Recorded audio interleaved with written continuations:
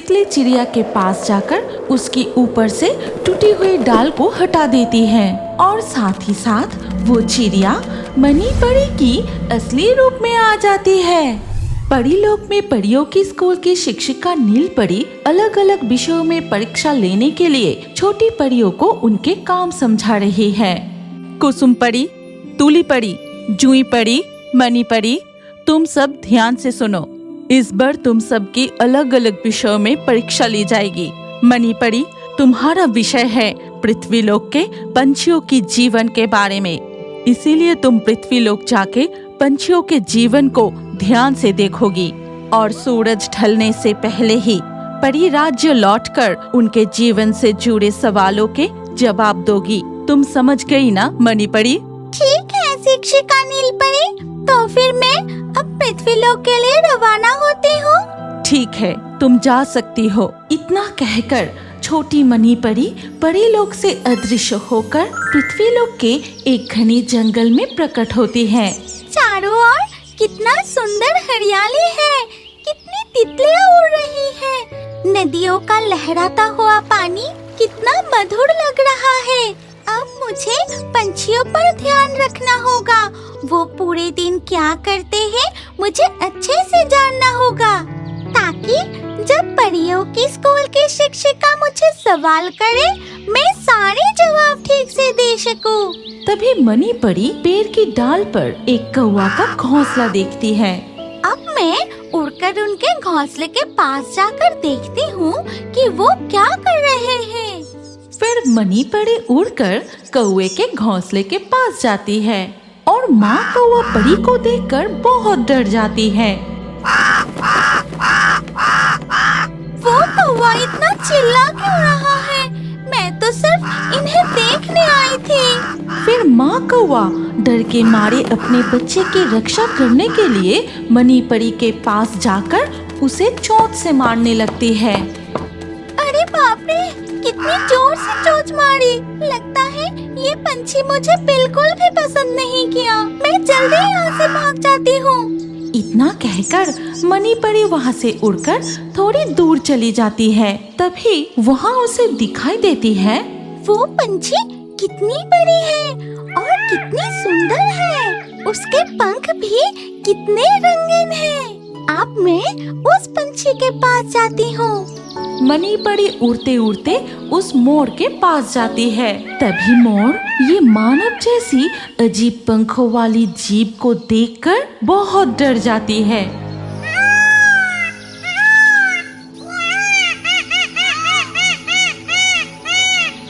ये पंछी भी इतना क्यों चिल्ला रहा है? क्या इसे भी मैं पसंद नहीं आई?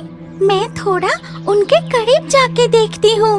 मनी परी मोर के और करीब जाते ही मोर अपने अंडों की रक्षा करने के लिए उसके पीछे भागने लगती है। मनी परी डर के मारे वहाँ से दूर चली जाती है। कोई भी पंछी मुझे पसंद नहीं कर रहा। उनके पास जाते ही या मुझे भगा देती है, नहीं तो काटने की कोशिश करती है। अगर ऐसा ही चलता रहा तो मैं पंछियों के जीवन के बारे में कोई भी सवाल का जवाब नहीं दे पाऊंगी। तभी मनी परी देखती है कि एक पेड़ पर छोटे से पीले पक्षी के घोंसले के पास एक हरा पक्षी उड़कर आता है और वो दोनों आपस में काफी देर तक बातें करते हैं। थोड़ी देर बाद वो हरा पक्षी चला जाता है और ऐसा देख मनी परी सोचती है, अच्छा अब मैं समझी। मैं दिखने में इन पंछियों से बहुत अलग हूँ और बड़ी भी हूँ, इसीलिए शायद ये मुझसे डरते हैं। अब मुझे क्या करना चाहिए वो मैं समझ गई हूँ। इतना कहकर मनी परी एक लाल पंछी का रूप धारण करके उड़ते हुए टूनी चिड़िया के घोंसले के पास बैठती है। तभी टूनी चिड़िया उससे पूछती है, तुम कौन हो? तुम्हारा नाम क्या है? तुम्हें तो पहले कभी इस जंगल में नहीं देखा। मेरा नाम मनी है, मैं पास वाले जंगल में रहती हूँ। यहीं से उड़ते हुए जा रही थी तो सोचा तुमसे थोड़ी बात कर लूँ। तुम्हारा नाम क्या है? मेरा नाम टुनटुनी है, सभी मुझे टूनी कहते हैं। पता है मनी, मैंने तीन अंडे दिए हैं। बहुत जल्द मेरे बच्चे अंडे से बाहर निकलेंगे। इसी तरह मनी परी पंछी के रूप में टूनी चिड़िया के साथ बातें करने लगती है। इसके कुछ देर बाद अचानक आसमान में काले बादल छा जाते हैं और तेज हवा चलने लगती है।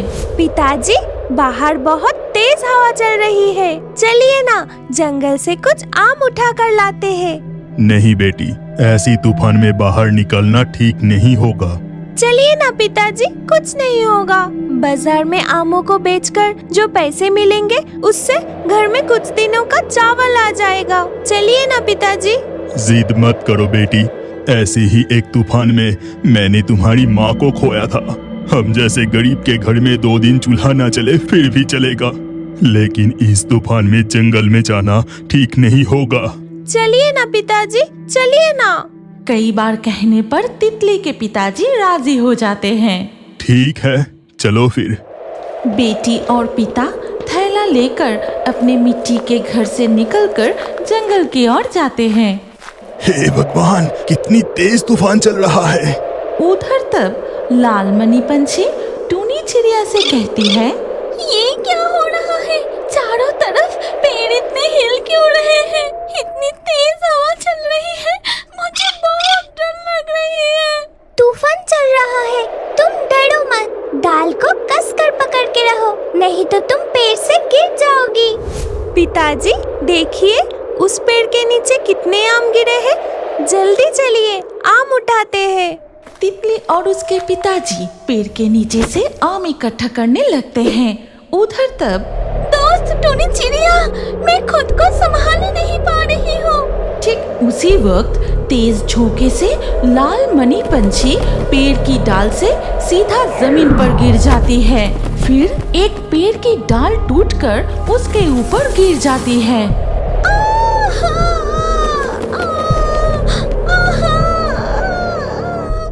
पिताजी, तब तक आप इस पेड़ के आम उठाइए, मैं उस पेड़ के नीचे से आम लेकर आती हूँ।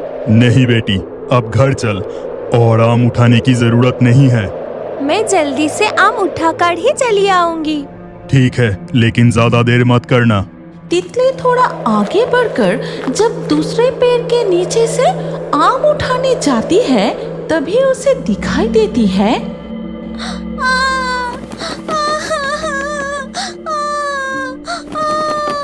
अरे पेड़ के डाल टूटकर इस पंछी के ऊपर गिर गए हैं। इसे बहुत दर्द हो रहा है, मैं इस डाल को अभी हटा देती हूँ। ऐसा कहकर तितली चिड़िया के पास जाकर उसकी ऊपर से टूटी हुई डाल को हटा देती है और साथ ही साथ वो चिड़िया मनी परी की असली रूप में आ जाती है। धन्यवाद दोस्त, अगर तुम मेरे ऊपर से डाल नहीं हटाते तो मैं अपने असली रूप में लौट ही नहीं पाती, मर जाती। तुम कौन हो और तुम एक पंछी कैसे बनी थी? अरे बाप रे, तुम्हारे तो 2 पंख भी हैं। मैं मनी परी हूँ। तितली, तितली, यहाँ आजा बेटी, अब हमें घर लौटना है।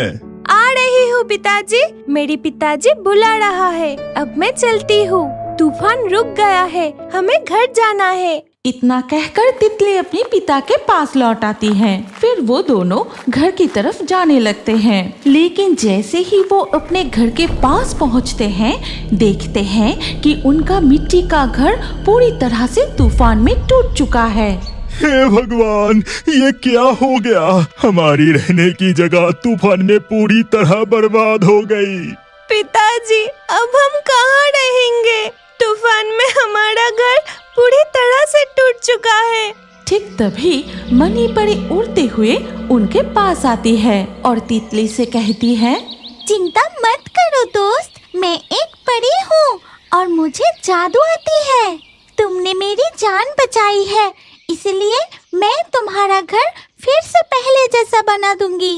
ये कहकर मनी परी जादू करके तूफान में टूटा हुआ उनके मिट्टी का घर बिल्कुल ठीक कर देती है। धन्यवाद जादुई कन्या, आज तुम हमारी बहुत मदद की। अगर आज आप जंगल में आम लाने नहीं जाते तो शायद कल तक मैं जीवित ही नहीं रह पाती। अगर आज हम भी आम उठाने जंगल नहीं जाते तो शायद हम भी आज इस घर के नीचे दब जाते। भगवान जो करता है वो भलाई के लिए ही करता है। सूरज डूबने का समय हो गया है, आप लोग खुश रहना। अब मैं चलती हूँ। इतना कहकर मनी परी अदृश्य होके सीधा परी राज्य की स्कूल में पहुंचती है और पानी पीते ही वो चारों परी बन जाती है।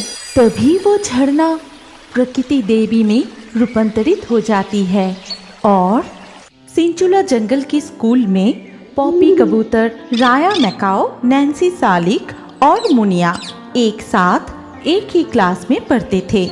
वो चारों पढ़ाई में बाकी सबसे बहुत ही अच्छे थे और इसीलिए वो चारों बहुत ही अहंकारी भी थे।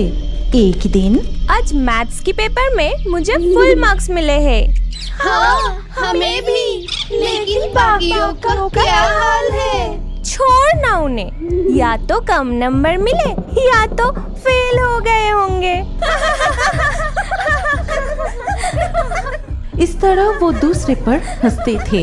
एक दिन स्कूल के टिफिन टाइम पे वो चारों जब झूला झूल रहे थे, तभी अर्लोसारस नैन्सी सालिक के पास जाके कहती है, नैन्सी, एक हफ्ते से बीमारी के कारण मैं स्कूल नहीं आ सका। क्या तुम मुझे तुम्हारी स्कूल की कॉपी दे सकते हो? नहीं बाबा, मुझे तो घर जाके पढ़ाई करनी है। पॉपी, मुनिया, राया, क्या तुम में से कोई दे सकते हो?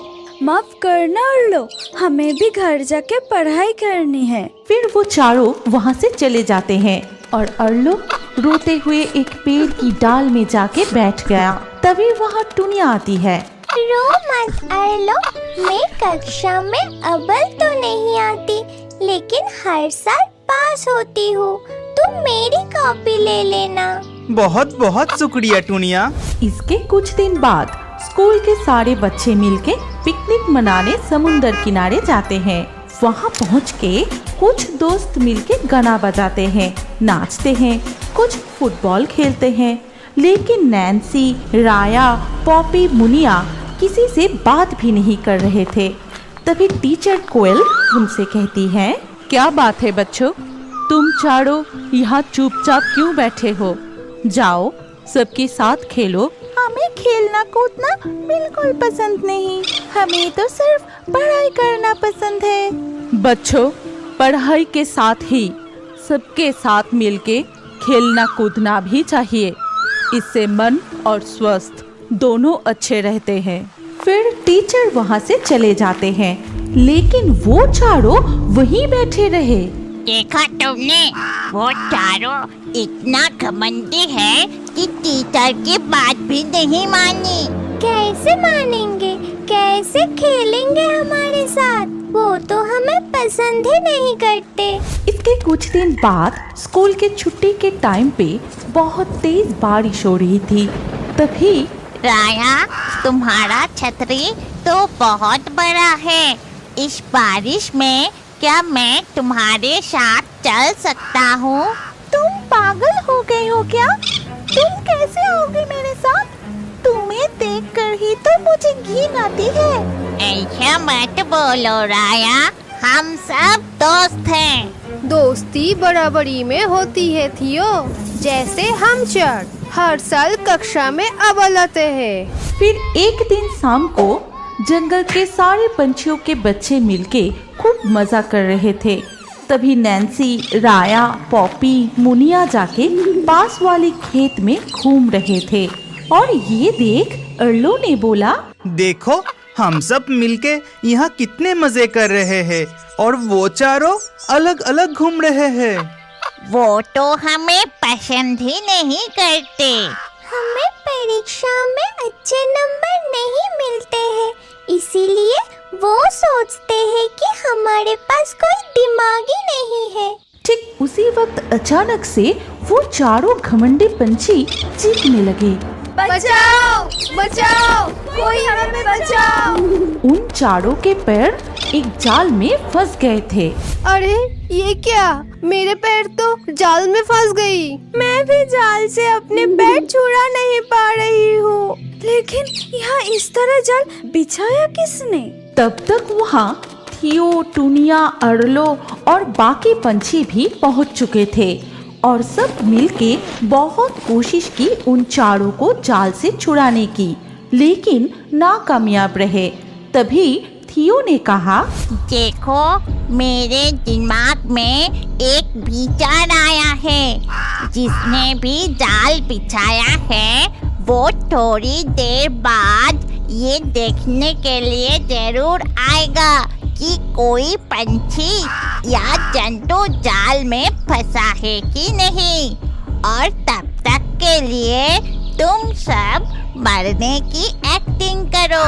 और वो तुम्हें जैसे ही जाल से निकलकर जमीन पर रखेगा, हम तुमको इशारा कर देंगे और तुरंत ही तुम सब उड़ जाना। इसके कुछ देर बाद देखा जाता है कि एक काल नाग वहां आता है और क्या बात है, 4 पंछी।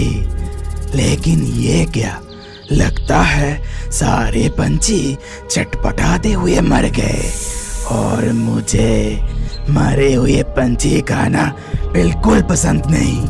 मैं पंछियों को यहीं छोड़कर जाल लेकर घर चला जाता हूँ। और जब काल नाग पंछियों को जाल से बाहर निकाले, तुरंत ही पेड़ पे बैठी टुनिया, भागो दोस्त, भाग जाओ, जल्दी जल्दी भागो। टुनिया की आवाज सुनते ही पॉपी, राया, नैन्सी, मुनिया भाग निकले। फिर वो चारों जंगल में आके तुम सब मिलकर हमसे दोस्ती करने के लिए ये योजना बनाई थी, है ना? हमने तुमको बचाया और हमें धन्यवाद करने के बजाय तुम हम पर ही आरोप लगा रही हो। ज्यादा नाटक करने की कोई जरूरत नहीं, हम सब समझ चुके हैं। चलो दोस्त, यहाँ से चलते हैं। फिर वो चारों एक झरने के पास जाके पानी पीने लगे और पानी पीते ही वो चारों परी बन जाती है। अरे ये क्या, हम परी कैसे बन गए? क्या ये झरना कोई जादुई झरना है? तभी वो झरना प्रकृति देवी में रूपांतरित हो जाती है और मैं प्रकृति देवी हूँ और झरना के रूप से बहकर इस जंगल का संतुलन बनाए रखती हूँ। क्या हम असल में परी हैं? हाँ, तुम चारों ही बहुत ही घमंडी परी हो और इसीलिए परीलोक से तुम्हें यहाँ मर्तलोक में सजा के रूप में भेजे गए थे, लेकिन तुम नहीं सुधरे। शिक्षा केवल कक्षा में अव्वल आना नहीं होता है, दिल, दिमाग, सोच, विचार, श्रद्धा, विश्वास, अच्छा व्यवहार, ये सब कुछ मिलके संपूर्ण होता है। लेकिन तुम्हारे पास इनमें से कुछ भी नहीं है और अब मैं तुम चारों को पाताल लोक भेज रही हूँ। प्रकृति देवी माँ ये कहते ही जमीन विभाजित हो जाती है और वो चारों, नैन्सी, पॉपी, मुनिया, राया, जमीन के अंदर जाकर कीड़े के रूप में बदल जाते हैं।